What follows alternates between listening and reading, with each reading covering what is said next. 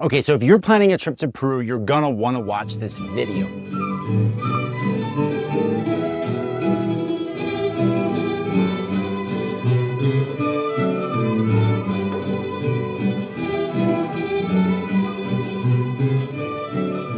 I know for a lot of people, if it's your first time, it can be overwhelming to plan an itinerary. So I'm gonna lay out what I think would be the ideal itinerary that you could do in 10 days or 9 nights. So this means if you only have like a week of vacation off and you maybe have a 3-day weekend before, you could cover this entire itinerary. And this is a realistic itinerary.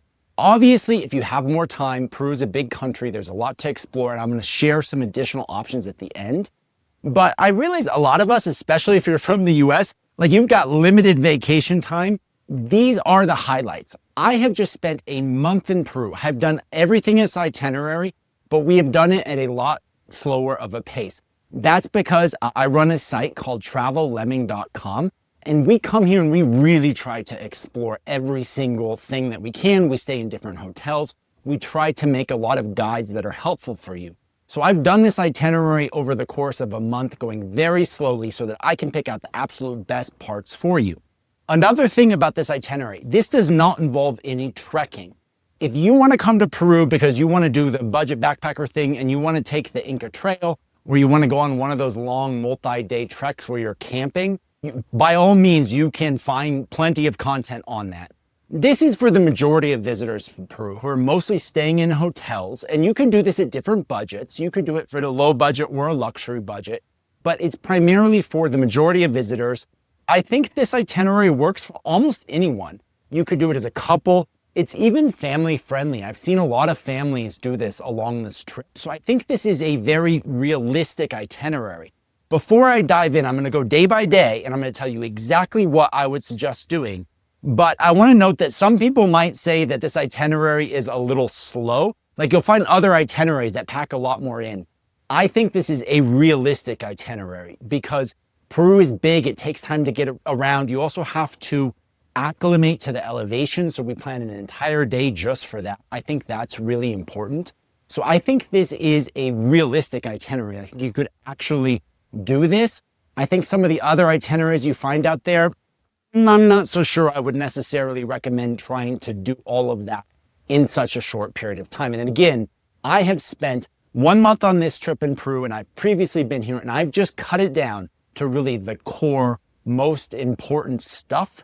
So we're going to go day by day and we're going to dive right in. Before we start, I've got lots of guides to Peru on my site, Travel Lemming. Just search Travel Lemming Peru or Travel Lemming Cusco, Machu Picchu, or Lima, and you will find my guides. They can help you plan your trip. I've got specific hotel recommendations, all of that. I've also got a written itinerary that you can find wherever the links are. Really appreciate you supporting this channel. It takes a lot of work to do this. Like we really go out and we visit all these places. We take a lot of content. I am spending my last day making this content for you instead of out enjoying Cusco. So I hope you appreciate that. Okay, let's dive in. Day 1, you're probably going to arrive at Lima International Airport. Now, a lot of people think about skipping Lima. I'm telling you, you don't want to skip Lima. Lima's a really cool place. It's actually got a bigger population than Paris or London. It is a world-class city. I spent 2 weeks in Lima on my most recent trip, and I have previously been there before, and I still am discovering things to do. So I really encourage you to spend at least a couple days in Lima. Day 1, you're going to arrive in Lima. Now, where should you stay in Lima? I have an entire guide to that you can find on travellemming.com, but here's the short of it. I recommend that you stay in Miraflores. This is the most popular neighborhood for tourists. It is really the best place to stay. We stayed at the Hilton Lima Miraflores. It was a really good hotel. I've got a video on that, but I've got lots of other recommendations in my guide to where to stay in Lima. Settle into your hotel in Miraflores. If you get there before sunset, you can go for a walk along the Miraflores boardwalk. One of the really cool things about Lima is that it's set along the Pacific coast, and you have these cliffs that just cascade down to pebble beaches below. And there's the Miraflores Malecon or boardwalk. It goes for miles and you can just walk along there. There's lots of really interesting things to see. You can see paragliders, you can see surfers below. It's a really good introduction, and I think one of the best things to do. So if you get there before sunset, go do that. If not, do it the next morning. Also, if you get there with enough time, you could go take a night tour of the Huaca Pyramid. Alternatively, you can also visit it during the day, which is what I did. This is a really interesting pyramid because it's literally in the center of the city. So you're looking out and you're seeing apartment buildings around you, but you're standing on this pyramid that was made with these like adobe bricks. They didn't even use mortar. This like pre-Inca societies built this thing, and it's right there in the center of the city. So it's a really cool introduction, and you can go visit it at night. I imagine it'd be really cool while it's lit up. Grab some dinner at any of the many restaurants in Miraflores, settle into your hotel. So day 2, this is gonna be your main day, and we're gonna try to cover as much of Lima as we can in one day. If you have extra days, you can do more. I've got a whole video on Lima with a lot more of my favorite things to do. There's enough to cover like several days, but these are the highlights. Start off by exploring the neighborhood of Barranco. This is just south of Miraflores. You could actually walk there over a glass bridge, or you could just take an Uber very quickly and you can be there. You'll want to explore the Bridge of Sighs. This is a century-old bridge. It's around, you will find some street art, you'll find different cafes, and you can explore the central square of Barranco. Next, hop in a taxi or an Uber. You're going to go to the Museo de Oro y Armas. This is the Gold and Arms Museum. You only spend about an hour here, maybe less, and it's far outside the city to get there, but it's worth it because there's a really cool collection of military arms from around the world. And then downstairs, you've got an incredible collection of gold. You've also got a few mummies that you can visit. Some of the gold is kept in a separate room because it needs to be kept at colder temperature. Spend about an hour there. Then you're going to take a Uber to the historic center. This is the historic center of Lima. There you're going to see the main cathedral. Nearby the main square, you can take a tour of some catacombs inside the San Francisco convent. I couldn't get video because they don't let you take video, but down below it's really interesting. You actually see a lot of human remains down there. The church itself is also really beautiful. Nearby, pop in real quickly to the Peruvian House of Literature. This is a library. It only takes 5 or 10 minutes, but it's got a beautiful stained glass where you can get some really good photos. Then grab lunch at any one of the various restaurants around the historic square. Although it's expensive, you could go up and you could have a drink and a snack at the Terraza de Lima Club. This is a fancy bar with a terrace that overlooks the historic square. You can get some of the best views and the best photos there. You could also try a pisco sour while you are there. Just be sure that you are dressed properly if you're entering after 4 p.m. because they don't let you in with jeans or with tennis shoes. Before that, I found that out the hard way. Now, lastly, you want to make sure that before it's too late, you're going to go to the Larco Museum. The Larco Museum is probably the most impressive of Lima's many museums. It has many pre-Columbian artifacts that you can explore. They have this storage area that they let you walk in, which is just incredible. They've got so many different artifacts in their storage. They also have an erotic exhibit you should check out that is interesting. And then you can lastly eat dinner in their restaurant that's right there in the museum. I think it's a really nice place to go right before sunset. They close around 7, so that'll be right around sunset depending upon the time of the year. They have beautiful roses up front, really beautiful place. Eat a nice dinner in their restaurant, take an Uber or a taxi back to your hotel. Okay, so day 3 is your travel day. You're gonna be booking a flight to Cusco. So you're gonna get up, you're gonna hopefully go relatively early to Lima Airport, fly to Cusco. Now, we're not staying in Cusco yet because Cusco is at 11,000 feet. And this was a mistake that I made on our itinerary this trip. We went straight from Lima to Cusco and I got hit with elevation sickness. I had to go on oxygen because my head was hurting so badly. Cusco is at 11,000 feet. So instead of staying there, we're gonna go directly to the Sacred Valley, which is at more like 9,000 feet, which is a much better elevation for acclimation. Now, in the Sacred Valley, you're gonna have 2 different options for where you stay. Option 1 is to stay in Ollantaytambo. Ollantaytambo, this is the place to stay if you're on a budget or if you're kind of mid-range. It's, I think, the prettiest town that I've seen in Peru. It's also the town that is the base for the trains to go to Machu Picchu. So by doing it this way, we're cutting out some of that journey already. Now, You're going to land in Cusco. The airport's right in the middle of the valley with the city all around you. Then you're going to hire a transfer. You could pre-arrange for this. You should be able to get a transfer for under $100, maybe even less than that privately, or else you can arrange for a shared transfer to take you to Ollantaytambo. There's a variety of accommodation there, everything from budget to luxury. Now, if you truly want a luxury stay, instead I would recommend staying in Urubamba at the Tambo del Inca Hotel. This is the best hotel in Peru. We stayed in this hotel for 4 nights. It was unbelievable. It's like set along a river in the town of Urubamba, which is a small, really nice town. But the hotel is just absolutely huge. There's so much to do there. They have their own baby alpaca on site. They actually have their own private train station to Machu Picchu. They're one of only a couple hotels that does that. So you could actually just stay at that hotel for your entire trip. That's the Tambo del Inca Hotel.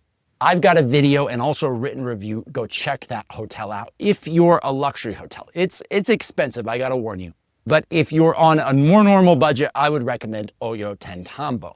On your way to the Sacred Valley from Cusco, if you have a private transfer, you might ask them to stop in the town of Chinchero. This is a nice town. They have some Inca ruins that you can visit while you're there. While you're at those ruins, you're going to want to buy your boleto turistico. This is your touristic ticket.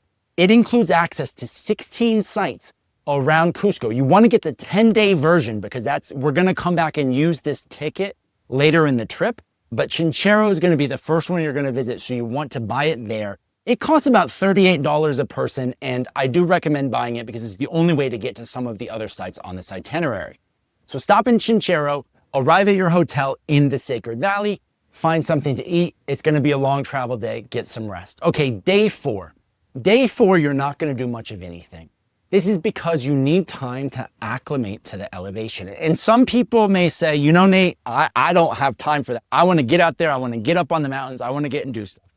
There's plenty of things to do if you want to do that. I would recommend taking an easy day. This is a good day to do some shopping. There's lots of shopping in the Sacred Valley. You can find people selling all sorts of different things made from alpaca wool, especially. You got these little cute alpaca folks that we bought as some presents for some friends back home.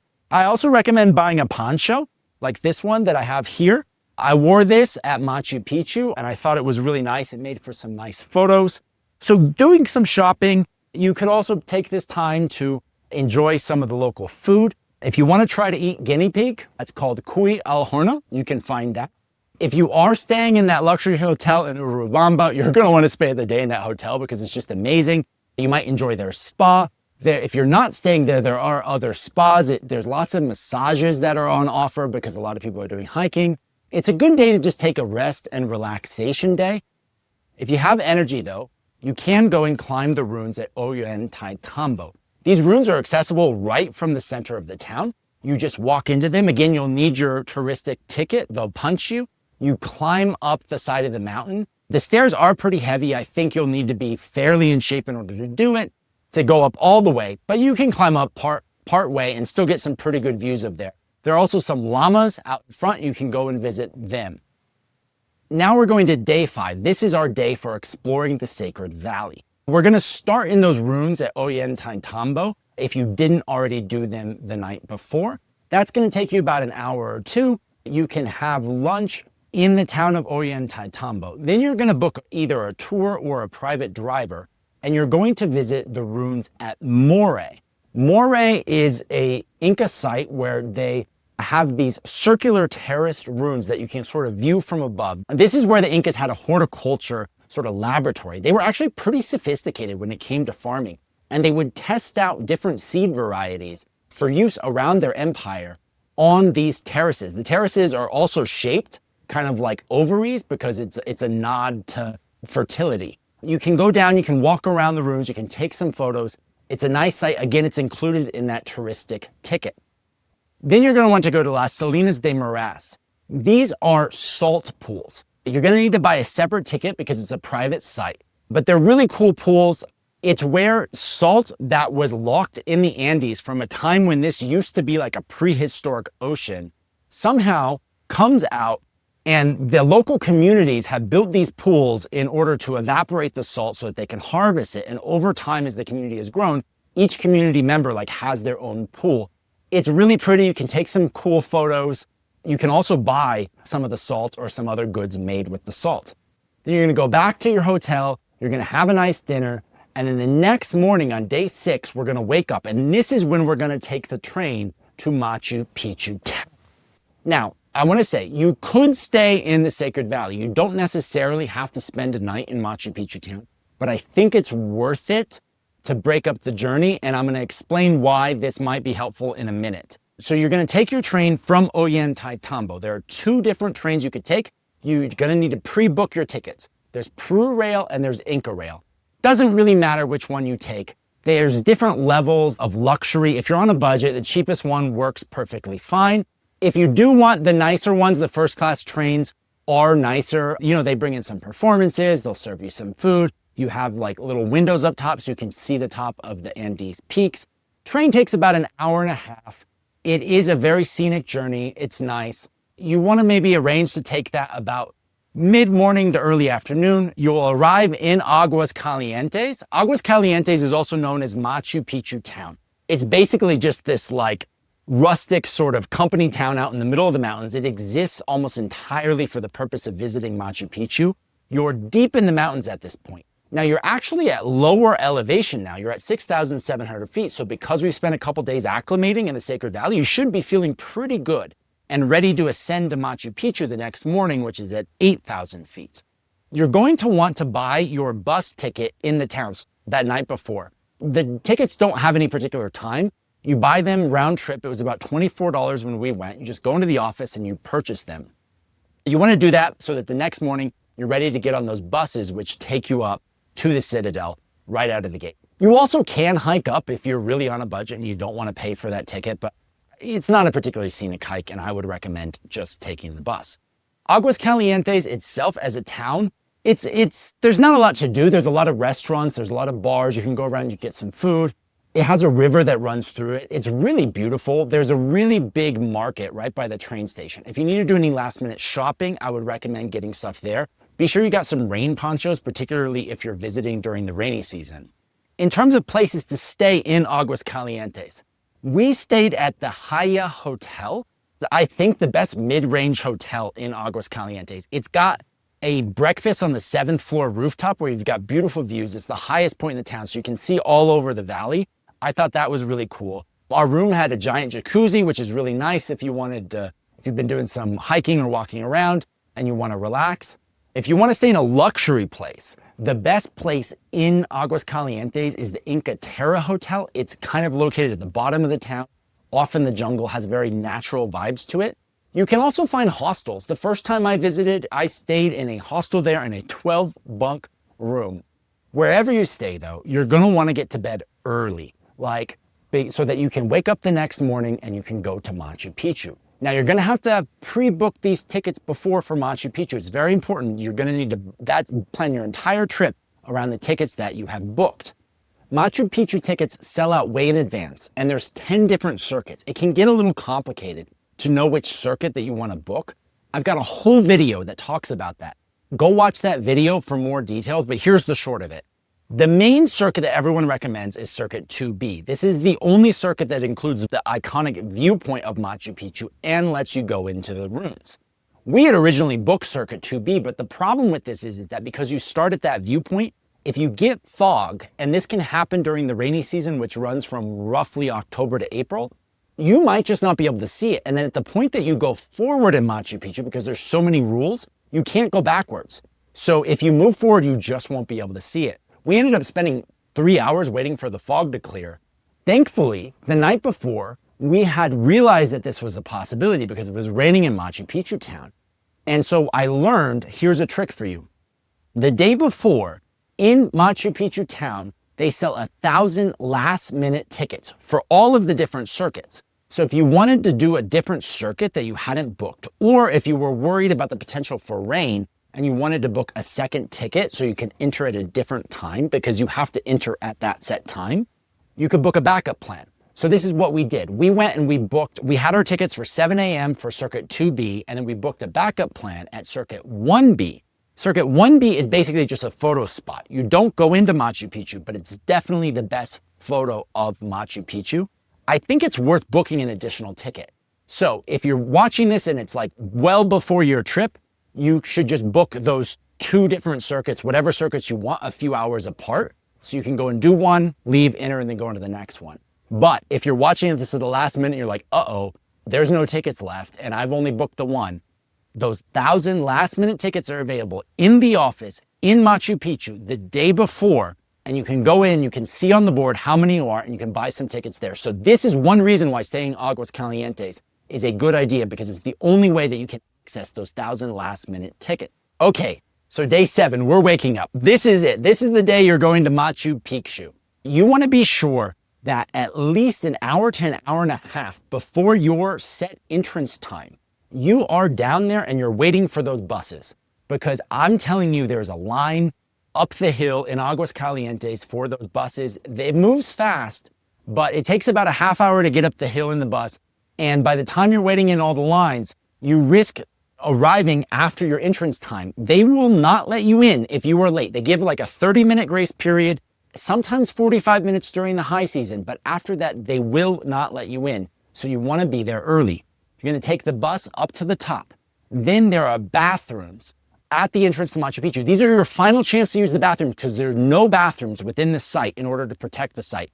Pay 2 sols, use the restroom, get in line for your circuit. There are circuits 1, 2, and 3, and then several categories within there.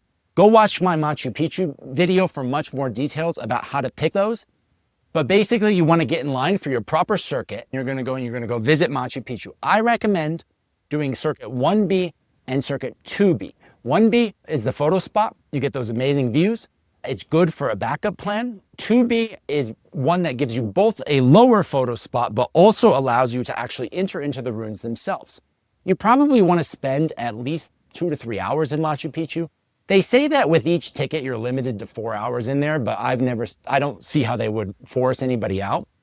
But you are kind of limited because remember, at some point, you're going to have to use the restroom. You're going to have to leave the site to do that.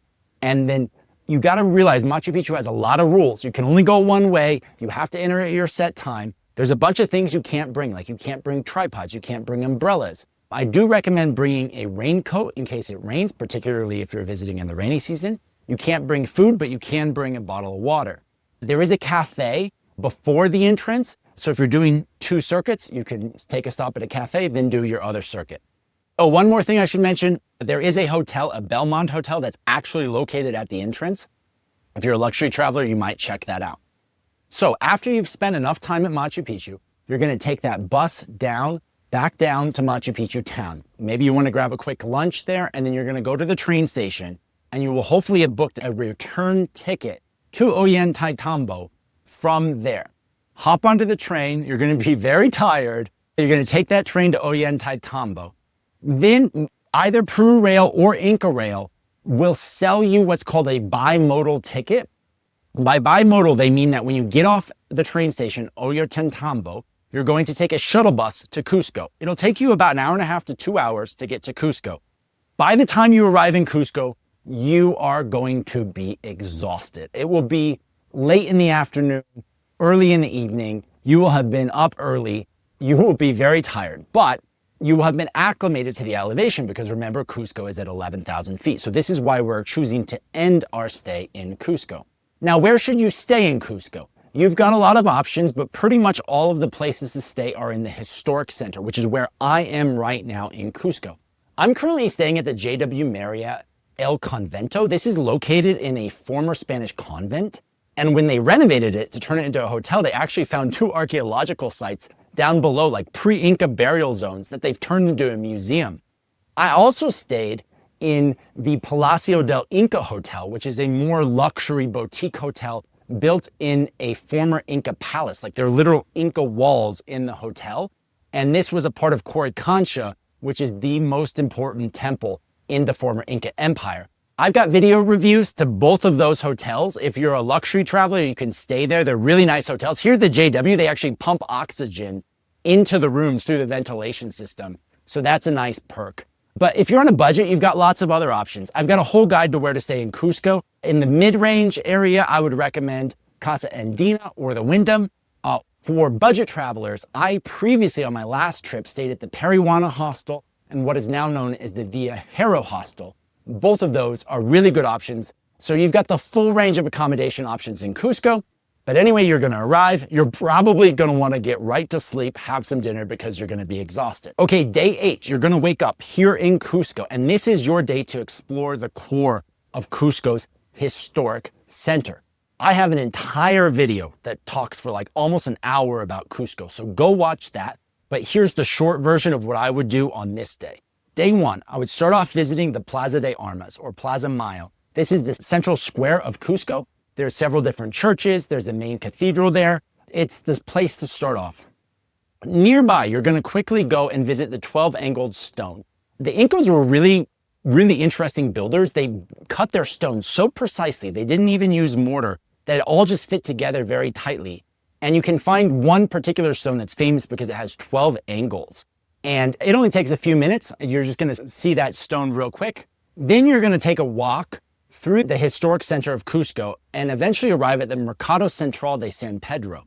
This is an open-air market where you can find everything from butcher shops to textiles, but you can also find several food stalls. This is a really good place to try some local food. You might try some chifa, which is like a Chinese, Asian, Peruvian fusion dish that's really popular here. Or you could try a variety of different dishes. They have everything that you can imagine. There are even options for plant-based eaters in the Mercado Central de San Pedro. Next, in the afternoon, you're going to go visit what I think is the most important historical site in Cusco, which is Coricancha and the Church of Santo Domingo. Coricancha was the temple to the sun that the Incas built. Cusco here was the center of the Inca Empire. And although the Spanish came and looted a lot of it, at the time, Coricancha was covered in head to toe with gold and with silver. The Spanish came, they tore down a lot of that, and they built the Church of Santo Domingo over it. You can visit as part of one ticket to kind of visit both of those sites. It's not actually on the tourist ticket. The tourist ticket includes a small museum that's outside that's not as interesting, but it's absolutely worth doing. It's the #1 thing to do in Cusco, in my opinion. You go inside and you can visit both the colonial church courtyard, but also they have uncovered some of the actual Inca walls themselves. Then you go into the main church itself. You're not allowed to take photos or videos in there, so I don't have any for you. But if you keep going, a lot of people don't know about this, you can actually climb up the bell tower. It costs an additional 5 sols, which is about $2. I highly recommend it. You climb up to the bell tower and you have some incredible views out over Cusco. It's just a really nice place. Then around sunset, if you still have energy, I recommend visiting the Plaza de San Blas, which is a small plaza near the historic center. And then from there, walking to the Mirador de San Blas. This is a really good place around sunset. You get some beautiful views out over the city. You can see how the whole city just rises and falls, hugging the mountainsides. That evening, I recommend having dinner at Oculto. This is a small wine bar in the historic center. They've got lots of really beautiful dishes. It's really well done. It's reasonably priced, but still very high quality food. Cusco's got lots of amazing restaurants, but Oculto has been my favorite in the 2 weeks that we spent here. After dinner, if you want to grab a drink, I highly recommend the bar at the Monasterio Belmont. It's like the fanciest bar in town. Beautiful, they got a beautiful fireplace. Fancy, expensive drinks, like $20 a piece. If you want something a little more lively or a little cheaper, the Museo del Pisco always has live music going on in the evenings. There's also lots of backpacker bars, plenty of places to eat and drink in Cusco. So day 9, this is your last full day in Peru. This is when we're gonna do the main historic sites at Cusco. You're gonna wake up in the morning, you're gonna take your boleto turistico, and we're going to go visit 4 historic sites that are just outside of Cusco. They are part of the Sacsayhuaman archaeological sites. You're gonna visit the Sacsayhuaman itself, which are 2 giant sort of archaeological ruins that you can find with a field between them. You can actually get there by just walking up the hill from the historic center if you want, or you can also take a taxi. You could also do this as part of a tour. From there, you're gonna nearby visit the ruins at Kenko. Kenko is really cool because it's like these rocks and you can kind of go between the rocks. That's really fun. Then you're gonna need to either have a taxi or a tour take you to the 2 further away sites at Poca Pocara, which is a fortress on the side of the hill, and at Tambo Mache, which is some ruins with a small waterfall. All of that's going to take you probably 4 to 5 hours. You're going to come back down to the center. You're going to grab some lunch. Then in the afternoon, you're going to visit the Regional Historic Museum. This is where you're going to learn about the history of Cusco all the way from the pre-Inca Andean civilizations through the Spanish conquest through to the modern day. There are several other museums in Cusco and a lot of other things you can do if you still have more energy. Go watch my Cusco video for more tips. In the evening, if you want, your ticket includes entrance to a cultural show at the Center for Cusco Native Art. Clara and I went last night. It's really fun. You can see about an hour. You can see some traditional dance, some traditional music. After that, go grab dinner. There are many restaurants in Cusco. Even if you're not vegetarian or vegan, I highly recommend Green Point Restaurant. Love that restaurant. It's absolutely beautiful. It's got incredible reviews, including from a lot of meat eaters, but you can find all kinds of incredible restaurants and dinner.